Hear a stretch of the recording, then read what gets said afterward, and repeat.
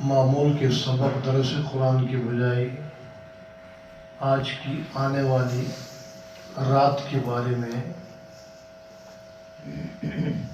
کچھ ضروری باتیں بتانے کا ارادہ ہے۔ آج چونکہ 14 شعبان ہے اور آج کی آنے والی رات شعبان کی 15ویں رات ہوگی، جسے عرف عام میں شب برات کہا جاتا ہے۔ اس کے بارے میں لوگوں میں افراط و تفریط ہے۔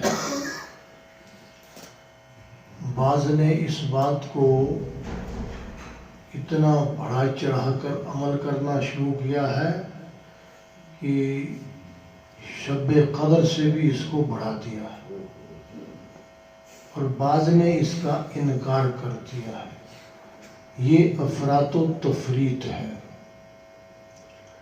نہ یہ شب قدر سے بڑی یا شب قدر کی ہم پلہ رات ہے، اور نہ بالکل یہ بے حقیقت رات ہے۔ اس کے بارے میں 1 سے زیادہ احادیث ہیں، وہ کہ ان احادیث پر کلام ہے، وہ احادیث کمزور ہیں، اور اس کا یہ مطلب نہیں ہے کہ نعوذ باللہ وہ گھڑت ہے، ایسی بات نہیں ہے۔ فضائل میں کمزور احادیث بھی چلتی ہیں، مانی جاتی ہیں اور قابل عمل ہوتی ہیں۔ پھر 1 سے زیادہ حدیثیں کمزور ہوں تو وہ آپس میں ایک دوسرے کی مددگار ہو کر قابل عمل ہوتی ہیں۔ اس لیے علماء نے لکھا ہے شب برات کی فضیلت کے بارے میں تقریباً 10 احادیث ہیں کہ یہ فضیلت والی رات ہے، اور اس رات سے متعلق چند اعمال بھی حضور پاک صلی اللہ علیہ وسلم سے ثابت ہیں۔ تو اس لیے نہ جس رات کی تعریف قرآن کریم میں آئی ہے، نہ وہ رات یہ ہے، اور نہ بالکل ہی بے قدر رات ہے۔ اس لیے اس رات کی عبادت کا ثبوت بھی ملتا ہے۔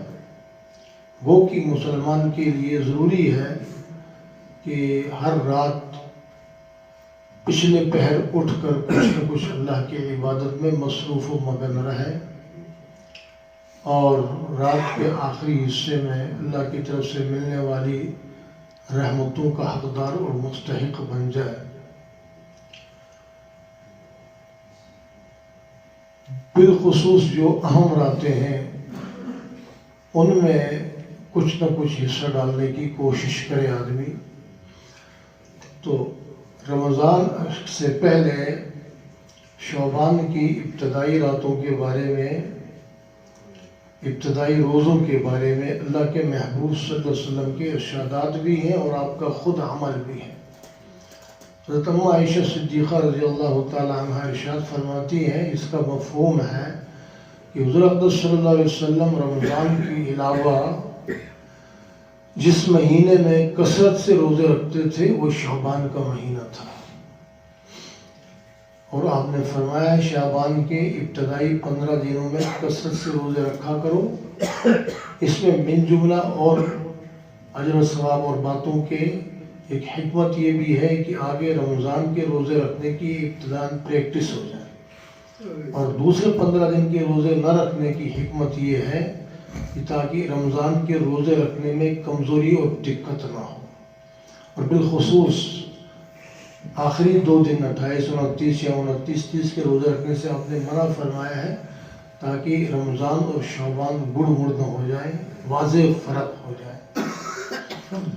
اس لیے جو کام بھی کرنا ہو بندہ معلوم کر لے کہ اس کے لیے میرے نبی کا طریقہ کیا ہے۔ سنت کے مطابق ہر عمل انجام دینے میں جو اجر و ثواب ہے وہ غیر سنت میں قطعا نہیں ہے۔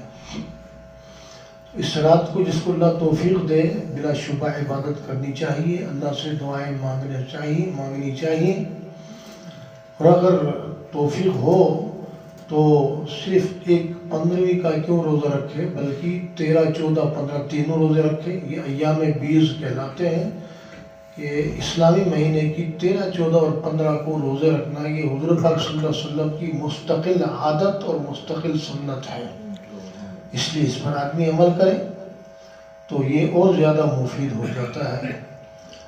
اور اس رات کے متعلق جو لوگوں میں افراط و تفریط ہے، بعض لوگ آپ دیکھتے ہیں باقی عام دنوں میں فرض نماز تک نہیں پڑھیں گے مگر یہ ساری رات جاگ کر عبادت کریں گے، اور وہ کہتے ہیں یہ عبادت کی رات ہے، اور یہ لفظ بھی غلط ہے کہ اللہ نے کب کون سی ایک رات کو کہا یہ عبادت کی رات ہے، یا پاک پیغمبر صلی اللہ علیہ وسلم نے کب کہا کہ فلاں ایک رات عبادت کی ہے؟ بھائی ہر رات عبادت کی ہے، ہر دن عبادت کا ہے۔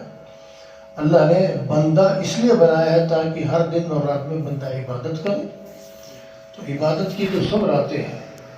اور پھر ایک لوگوں کے اندر مشہور بدعت ہے اس رات کے متعلق، فرض تو پڑھتے نہیں ہیں اور اس رات میں چند مخصوص اعمال کرتے ہیں یا مخصوص رکعتیں پڑھتے ہیں، 4 رکعتیں یا 5 یا 8 رکعتیں اس طرح پڑھی جائیں کہ ان میں فلاں رکعت میں فلاں صورت پڑھی جائے، پھر اس کی ایک مقدار اور تعداد 3 دفعہ پڑھی جائے، تو وہ کہتے ہیں اس کو قضائے عمری کا نام دیتے ہیں، کوئی کچھ نام دیتا ہے، کوئی کچھ۔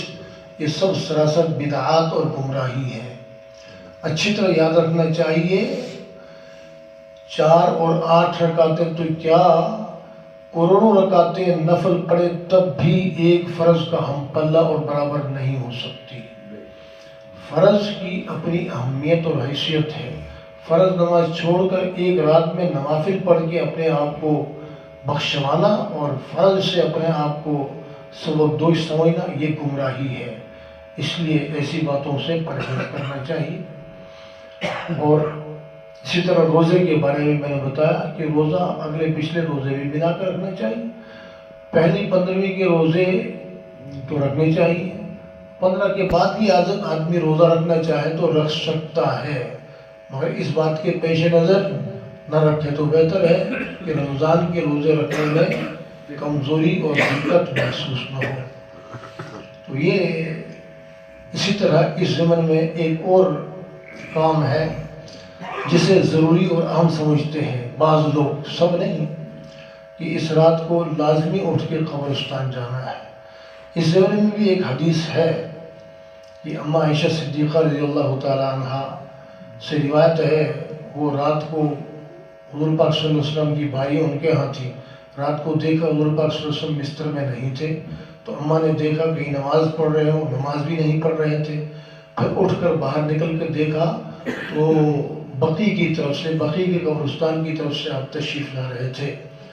تو آپ نے پوچھا آقا آپ کہاں گئے تھے؟ تو آپ صلی اللہ علیہ وسلم نے فرمایا کہ عائشہ تمہیں معلوم ہے آج کون سی رات ہے؟ آج شعبان کی 15ویں رات ہے، اس میں یہ باتیں ہوتی ہیں جو عمومی طور پر مشہور ہیں بتایا، تو اس لیے میں قبرستان گیا تھا۔ تو اس سے زیادہ یہ ثبوت ملتا ہے حضور پاک صلی اللہ علیہ وسلم زندگی میں ایک مرتبہ اس رات کو قبرستان گئے ہیں، تو آپ بھی زندگی میں ایک مرتبہ چلے گئے اور اس سنت کو آپ انجام دیں۔ یہ تو کہیں نہیں ہے کہ آپ ہر شعبان کی 15ویں کو قبرستان جاتے تھے، ایسا نہیں ہے، ایک مرتبہ آپ بھی جا سکتے ہیں۔ تو اس لیے یہ تھوڑی سی چیزیں باتیں میں نے بیان کی کیونکہ یہ کل کرنی تھی، کل یہاں موجود میں نہیں تھا۔ انشاءاللہ اللہ نے چاہا تو ہو سکتا ہے اس پر تھوڑی تفصیلی بات رات کو بھی ہو جائے یا جیسا اللہ چاہے گا۔ اللہ کریم ہر کام اپنے احکامات اور اپنے محبوب صلی اللہ علیہ وسلم کے مبارک طریقے کے مطابق انجام دینے کی توفیق عطا فرمائے۔ الحمدللہ۔